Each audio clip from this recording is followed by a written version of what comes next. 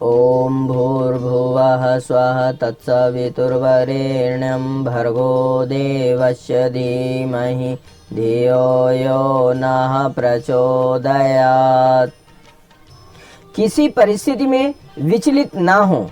जीवन में कई अवसरों पर बड़ी विकट परिस्थितियां आती हैं। उनका आघात असहनीय होने के कारण मनुष्य व्याकुल हो जाता है और अपनी विवस्था पर रोता चिल्लाता है। प्रिय और अप्रिय घटनाएं तो आती हैं और आती ही रहेंगी। ऐसे अवसरों पर हमें विवेक से काम लेना चाहिए। ज्ञान के आधार पर ही हम उन अप्रिय घटनाओं के दुख परिणाम से बच सकते हैं। ईश्वर की दयालुता पर विश्वास रखना ऐसे अवसरों पर बहुत ही उपयोगी है।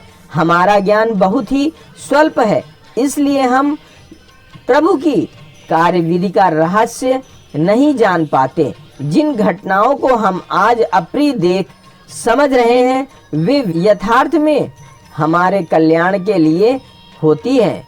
हमें समझना चाहिए कि हम अपने मोटे और अधूरे ज्ञान के आधार पर परिस्थितियों का असली हेतु नहीं जान पाते, तो भी उसमें कुछ न कुछ हमारा हित अवश्य छिपा होगा, जिसे हम समझ नहीं पाते।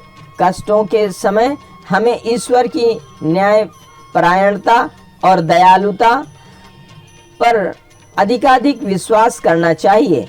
इससे हम घबराते नहीं और उस विपत्ति के हटने तक धैर्य धारण किए रहते हैं। संतोष करने का शास्त्रीय उपदेश ऐसे ही समय के लिए है। कर्तव्य करने में प्रमाद करना संतोष नहीं, वरन आई हुई परिस्थिति में विचलित न होना संतोष है। संतोष के आधार पर कठिन प्रसंगों का आधा भार हल्का हो जाता है। अखंड ज्योति, अप्रैल 1943, पृष्ठ 88।